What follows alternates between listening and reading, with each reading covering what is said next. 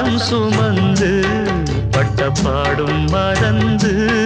பிள்ளை செல்வம் பிறக்க அள்ளி கையில் எடுக்க